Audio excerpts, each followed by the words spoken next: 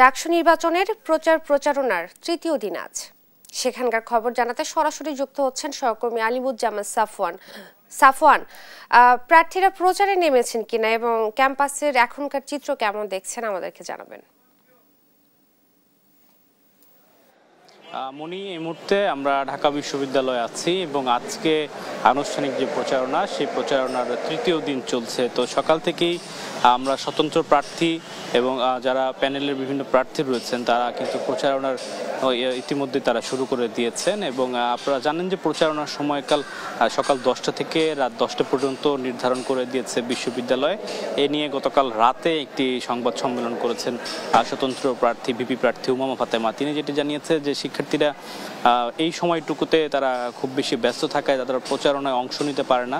তো এই সময়টা কিছুটা পরিবর্তন করার জন্য কিন্তু তিনি দাবি জানিয়েছেন স্বতন্ত্র প্রার্থী উমামা ফাতেমা। এছাড়া গতকালকে আমরা দেখতে পেয়েছি যে বাংলাদেশ জাতীয়তাবাদী ছাত্রদল তারা নির্বাচন কমিশন বরাবর একটি আবেদন করেছিল ভোট কেন্দ্র বাড়ানোর জন্য, কারণ তারা মনে করছেন যে প্রায় যে ভোটার রয়েছেন যারা তারা কিন্তু নির্দিষ্ট সময়ের মধ্যে এই 8টি কেন্দ্রে ভোট আসলে দিতে পারবে না, অনেকেই আসলে ভোট গ্রহণ থেকে ভোট দিতে আসলে সমস্যায় পড়তে পারে। তো এমন একটি আশঙ্কা থেকে তারা নির্বাচন কমিশন বরাবর আবেদন করেছিল। তবে এরপরে কিন্তু আমরা নির্বাচন কমিশনের কাছে জানতে চেয়েছিলাম যে ছাত্রদলের যেই আবেদন সেটি তারা কিভাবে বিবেচনা করছেন। তো বিশ্ববিদ্যালয় প্রশাসন তাদেরকে আশ্বস্ত করেছে সকল শিক্ষার্থীদের যে 8টি কেন্দ্রে পর্যাপ্ত পরিমাণ বেঞ্চ এবং বুথ সবকিছু আসলে তাদের জন্য রাখা হবে। কোনো শিক্ষার্থী আসলে ভোট কেন্দ্রে গিয়ে কোনো হেনস্থা শিকার হবে না বা তারা কোনো সমস্যায় পড়বে না, এমনটি কিন্তু তারা আশ্বস্ত করেছেন। এছাড়া আচরণবিধি নিয়ে কিন্তু গতকালকেও কিন্তু বেশ কিছু পক্ষ থেকে পাল্টা অভিযোগ এসেছিল এবং সেই প্রেক্ষিতে নির্বাচন কমিশন বলেছে যেহেতু